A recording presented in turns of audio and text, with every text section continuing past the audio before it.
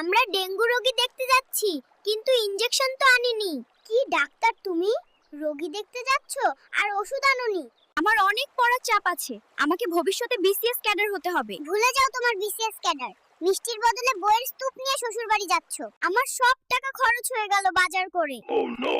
আগে জানলে এই কৃপণ মানুষটার সাথে আমি সংসারই করতাম না। শাশুড়িকে বলো লাউ দিয়ে মাছ রান্না করে খাওয়াতে। মাছ তো আনোনি, শুধু লাউ দিয়ে কি রান্না হবে? শ্যাম, নৌকা থামাও, আমি জলজ লিলি তুলবো। এখানে অনেক জল আছে, তুমি পারবে না। আমি তোমার জন্য জলজ লিলি তুলবো। আমি গরিব মাঝির ছেলে, আমাকে কি তুমি ভালোবাসবে? আমি তোমাকে অনেক ভালোবাসি, নিজের জীবনের চেয়েও বেশি। এই ছাগল, আজ শ্বশুর বাড়িতে না নিতে পারলে আমাকে জামাই বলে মানবে না। তোমাকে বলেছিলাম গরু নিতে, তুমি আনলে ছাগল। বউ, তাড়াতাড়ি করো, ট্রেন চলে যাবে। আমি আর দৌড়াতে পারছি না, আমার পায়ে ব্যথা করছে।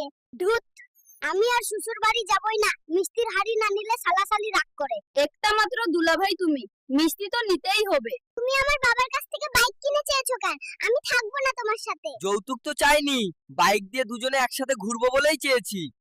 এই ভাঙা চেয়ার আমার লাগবে না, ফেলে দেব। তুমি কি পাগল হয়ে গেলে?